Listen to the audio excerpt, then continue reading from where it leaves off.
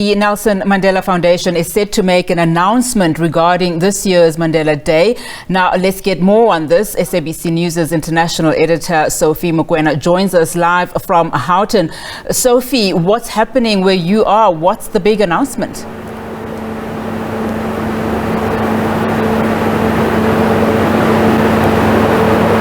Well, thank you, Unat. Indeed, we are coming live from the Nelson Mandela Foundation. As you are aware, this month, July, that's where we celebrate, or when we celebrate the former president of South Africa, Nelson Mandela. You know that the United Nations took a decision to ensure that every year on the 18th of July, we do celebrate Mandela Day. You know, it is called the International Nelson Mandela Day. So today, we expect the foundation to unpack what will be happening on the 18th of July, both local and international, but also to share with us in terms of the Nelson Mandela annual lecture, what is going to happen. And I guess after the speaker has been unveiled, after 7 o'clock, we will also cross to the United Nations, where we will speak to Sharon Price Peace, who will share with us what the Nelson Mandela International Day is all about. But we know that citizens of the globe will be really working very hard on the 18th of July to celebrate Madiba's Day by doing good. But with me, I have a person who deals with the program here at Nelson Mandela Foundation. Thank you so much for joining us, Gershwell. Can you take us through what we can expect tonight? Well, a lot of excitement, as you can tell, but I think that the key focus and the excitement for us here at the foundation is the fact that the lecture ties beautifully to what our plans are for International Nelson Mandela Day, ultimately dealing with two of the greatest threats, I think, to the global society as we speak, being global climate change as well as food insecurity. I mean, within the South African context alone, between 15 to 25% of South Africans are food insecure. And I think that, without a shadow of a doubt, what we saw on our East Coast during April with the flooding, the loss of life, 435 people lost their lives, countless disappeared, many more homeless. I think it's definitely time that we started doing something about it.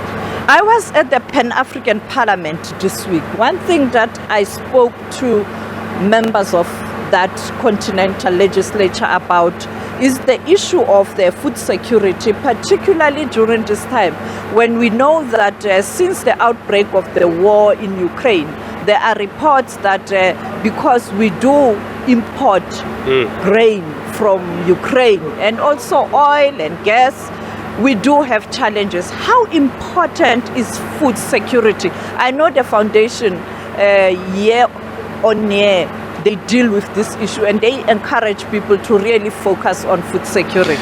Food security is an essential issue to think of, and I think that for the Nelson Mandela Foundation, it's not just about being able to feed someone then and there. As you know, we were very active going back to KwaZulu-Natal as an example, where we had the Each One Feed One rollout to ensure that people have access to food immediately. However, we need to provide food to people on an ongoing and sustainable basis. And that ties back to what we are doing on the 18th of July this year, and that is to encourage home-based gardening as well as community gardens where people are able to grow their own produce, not only feed themselves, but if they have excess produce, sell it into their communities, into the retail market. And that is how we're then able to deal with so many issues within our society. We're able to pay for education, we're able to pay for food, we're able to feed our families and do all of those very important things.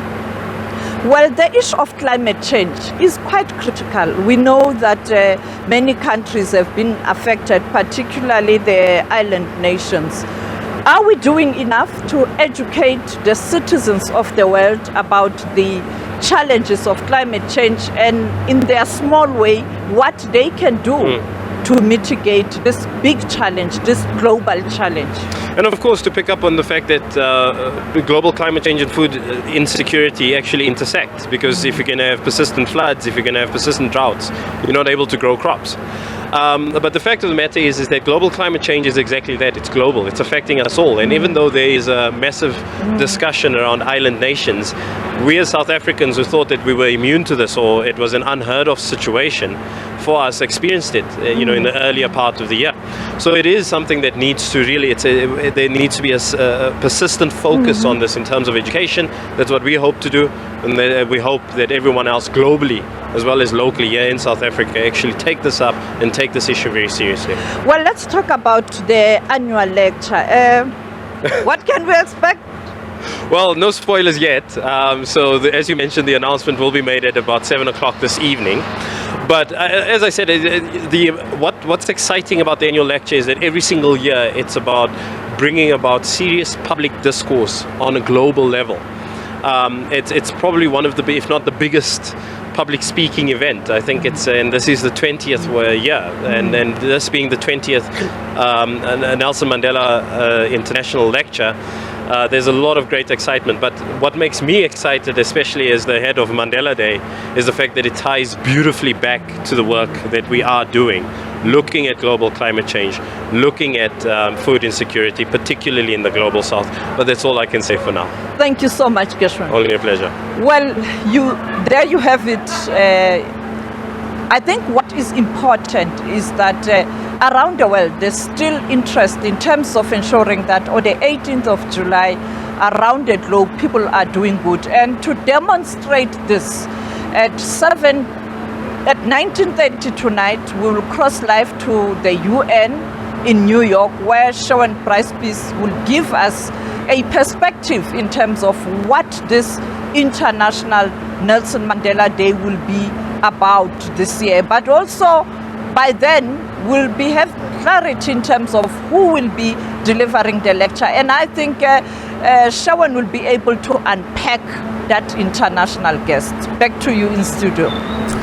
Thank you very much, Sophie Mokoena. She's SABC News' international editor, of course, kicking off the Mandela Month this month.